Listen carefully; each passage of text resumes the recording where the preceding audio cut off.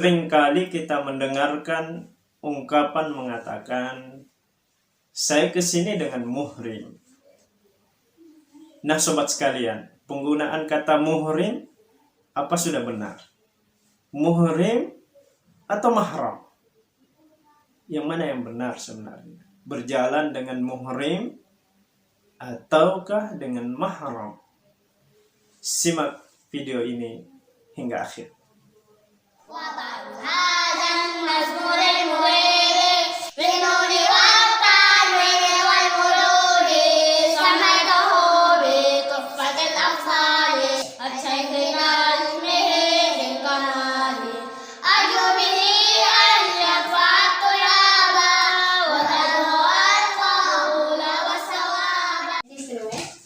Hadis riwayat Ibnu Abi Dunya. Umi, kenapa kalau keluar harus pakai jilbab? Kalau di rumah anak Soli mahramnya Umi. Kalau di luar rumah Allah perintahkan pakai jilbab. Fahimtun? Fahimna. Assalamualaikum warahmatullahi wabarakatuh. Sobat sekalian, penggunaan kata muhrim dan mahram memang kadang masih terbolak-balik, masih ketukar. Nah, untuk mengetahui penggunaan yang tepat, coba kita cek terlebih dahulu dalam Kamus Besar Bahasa Indonesia. Dalam KBBI ini, mahram memiliki dua makna. Makna yang pertama adalah mereka yang haram untuk dinikahi. Kemudian yang kedua adalah seorang laki-laki yang dianggap mampu melindungi wanita dalam pelaksanaan ibadah haji. Begitu pula kata muhrim. Muhrim memiliki dua makna. Makna pertama adalah orang yang sedang mengerjakan ihram. Sedangkan yang kedua adalah orang yang dapat melindungi dalam pelaksanaan ibadah haji. Kemudian dikatakan bahwa muhrim itu adalah bentuk tidak baku dari kata mahram.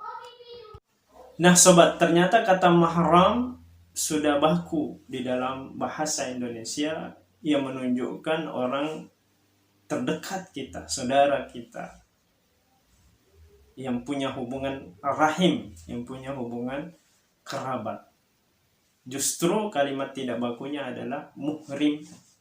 Kalimat yang sering kita gunakan, muhrim, ternyata kalimat yang tidak baku.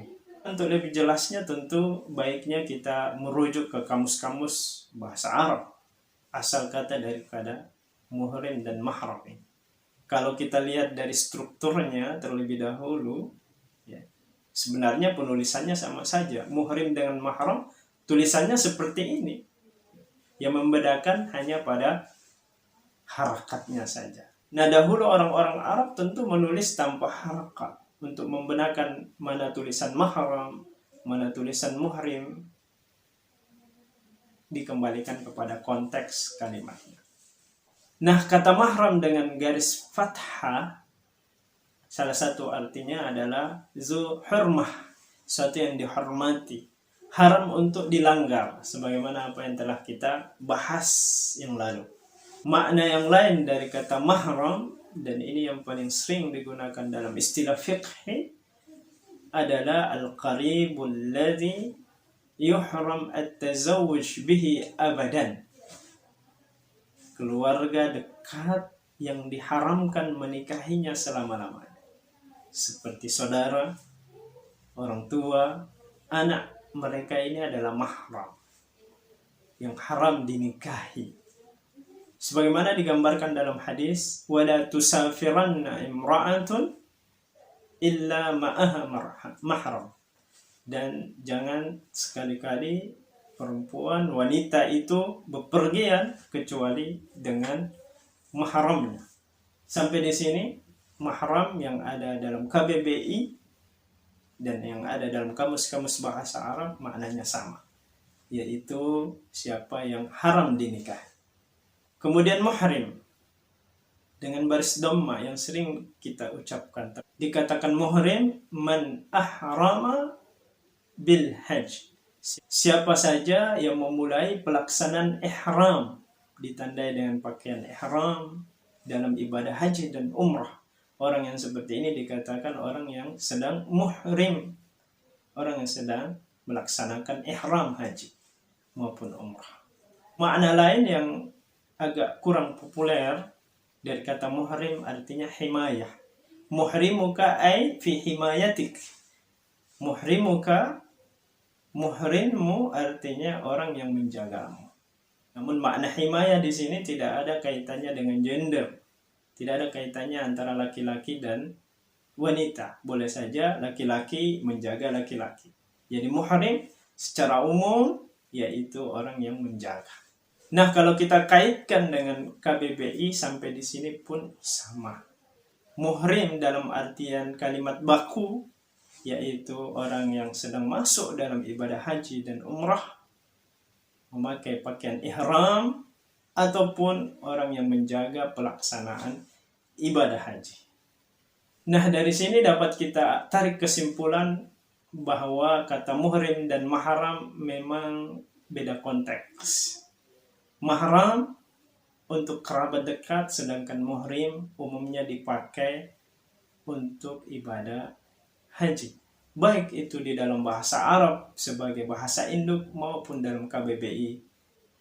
Tidak ada perbedaan antara keduanya, di mana muhrim dan mahram itu penggunaannya berbeda.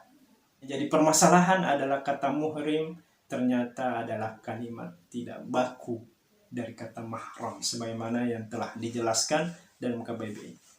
Nah, sobat sekalian, terkait mahram ini banyak disebutkan di dalam Al-Qur'an, di antaranya حرمت عليكم أمهاتكم وبناتكم وأخواتكم وعماتكم وخالاتكم وبنات الأخ وبنات الأخت وأمهاتكم اللاتي أرضعنكم وأخواتكم من الرضاعة وأمهات نسائكم وربائبكم اللاتي في حجوركم من نسائكم اللاتي دخلتم بهن فإن لم تكونوا دخلتم بهن فلا جناح عليكم وحلائل أبنائكم الذين من أصلابكم وأن تجمعوا بين الأختين إلا ما قد سلف إن الله كان غفورا رحيما. Allah. Ayat tadi Allah mengatakan hurrimat alaikum, diharamkan bagi kalian. Maknanya mahram. Dalam ayat tadi dijelaskan secara terperinci siapa-siapa sebenarnya yang haram untuk dinikahi. Insya Allah pada kesempatan yang lain kita akan membahas secara detail siapa-siapa yang dimaksud. Oleh sebab itu, sobat sekalian yang baru bergabung, silahkan subscribe channel ini untuk mendapatkan informasi berikutnya. Nah, syariat mahram ini adalah syariat yang agung, yang sungguh luar biasa. Islam telah mengatur tatanan kehidupan bagaimana seharusnya pergaulan antara gender lelaki dan wanita agar bisa berjalan sesuai dengan fitrah manusia.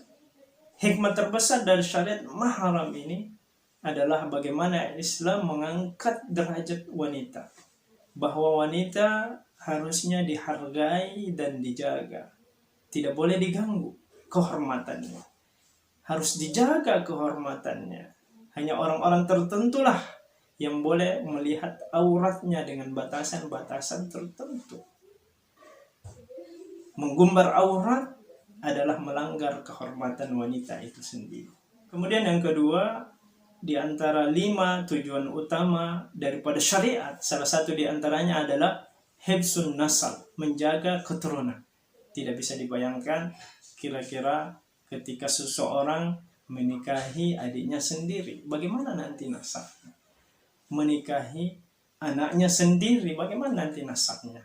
Nah, agar nasabnya ini terjaga, maka disyariatkanlah siapa-siapa yang menjadi mahram seorang wanita, siapa-siapa yang haram untuk dinikahi. Kemudian yang ketiga, dan ini tidak kalah pentingnya, adalah Islam mengajarkan upaya preventif, pencegahan pelanggaran kehormatan. Ada namanya sadduz zara'i, pencegahan sebelum terjadi. Sebelum terjadi persinahan, Islam mengajarkan agar memperhatikan aturan-aturan bergaul dengan non-mahram. Allah mengatakan, wala taqrabuz zina innahu kana fahisha wa sa'a sabila. Jangan kalian sekali-kali mendekati zina. Sesungguhnya zina itu perbuatan yang sangat keji. Jangan kalian mendekati. Nah, agar kita tidak mendekati yang namanya zina, perbuatan fahsyah, maka disyariatkanlah yang namanya mahram.